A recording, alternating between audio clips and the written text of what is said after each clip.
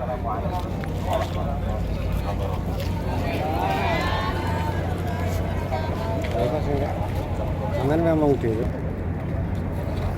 assalamualaikum warahmatullahi wabarakatuh. Selamat pagi, selamat berjumpa lagi dengan Mas Erik dan Mas Erik selalu di hari ini, tepatnya hari Sabtu tanggal 18. Mas Erik bersama rombongan bersama tim akan melakukan berziarah ke makam Baqi yang ada di sekitaran Masjid Madinah ini. Jadi Bapak Ibu, monggo sedaya rombongan ikuti jejak Mas Erik untuk melihat sejarah besar di kota Madinah ini, tepatnya di sekitar Masjid Nabawi yang dekat dengan makamnya Rasulullah. Oke, terima kasih. Jangan lupa like, komen, dan subscribe di channel YouTube Mas Erik, yaitu di channel YouTube MKTutor Mas Erik.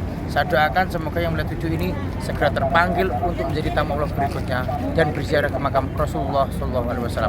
Terima kasih. Assalamualaikum warahmatullahi wabarakatuh. Mas Erik.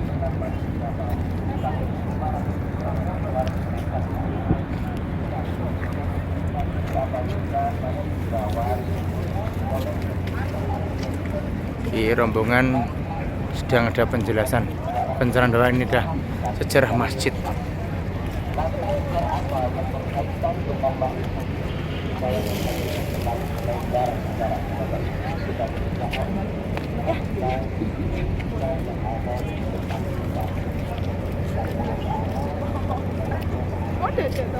Alhamdulillah, syukur Ustaz Erik, ya luar biasa.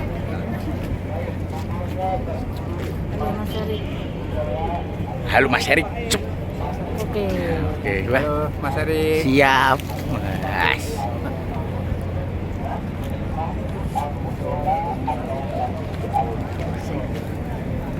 Halo Mas Erik.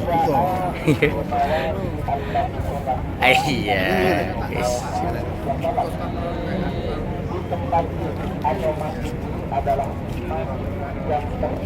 Sip, terima kasih. Nggih.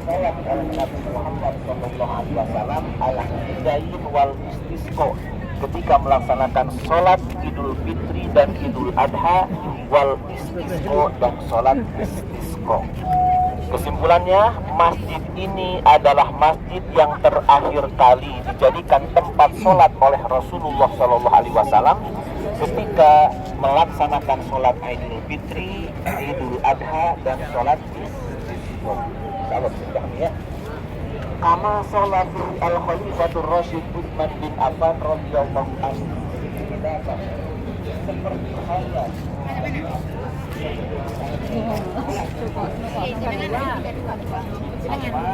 Sip.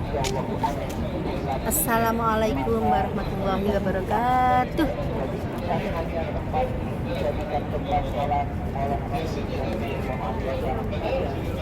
Sanudin kata-kata hari ini. Aku tuh paling lancar kata-kata malam. Kalau tahajud karo aku baru bicara. Namanya jauh mepet gitu. Patang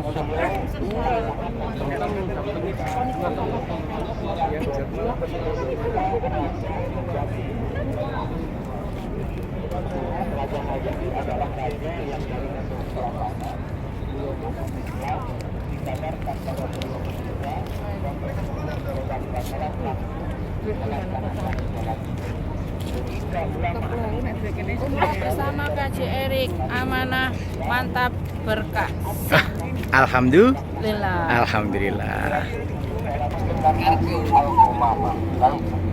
Al-Umamah itu diambil dari kata ghaimatun atau ghamun yang artinya adalah awan mendung. Awan.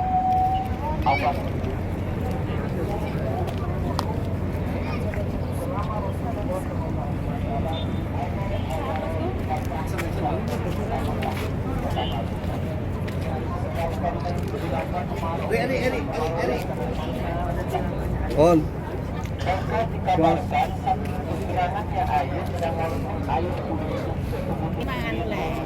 Saya kambing atau hewan-hewan yang lain juga sudah banyak yang meninggal saking kurangnya air. Maka Rasulullah SAW mengumpulkan para sahabat untuk melaksanakan sholat istisqa. Dari sinilah mulai awalnya disyariatkan sholat istisqa. Dari sini tempatnya. Rasulullah mengumpulkan para sahabat untuk melaksanakan sholat istisqa.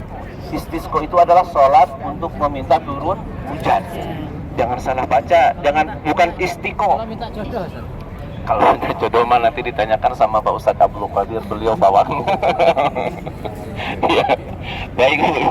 Nah, setelah Rasulullah pas selesai melaksanakan sholat, ada dua kisah. Ada yang menceritakan ketika Rasulullah pas waktu khutbah turun awan mendung, seakan-akan akan hujan turun besar sekali.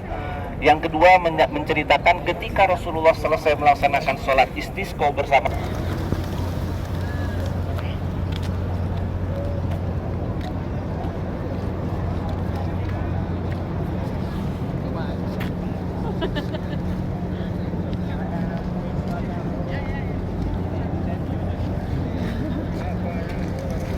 Matur suwun. Saking putih Pak jenengan Pak? Lho, saking Zamroni, Ustadz Zamroni. Surabaya berarti? Nggih. Wah, gitu loh Surabaya Pak saya. Surabaya. Surabaya ketemu karo wong Bojonegoro. Bojonegoro. Oke, siap. Wah. Kita akan ziarah. Nah, ini.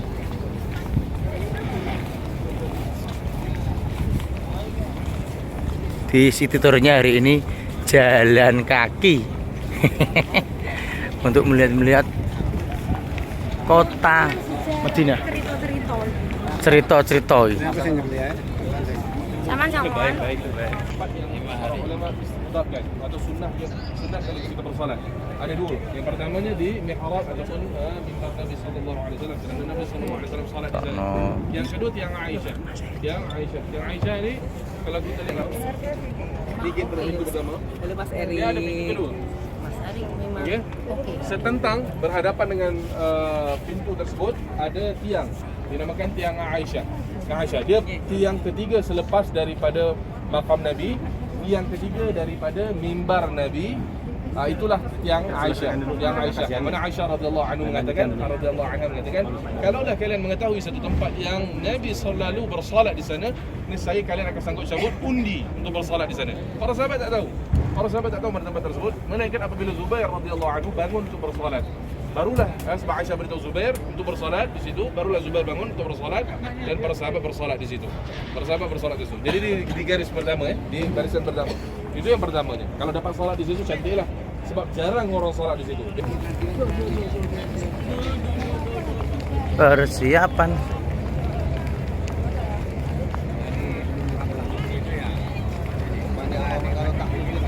Luar bersama Mas Erik ini mengawal jamaah sekitar ada 176 jamaah. 176 jamaah yang Mas Erik kawalin dari kota Bojonegoro, kota Blora, Gresik, Surabaya dan juga Pasuruan.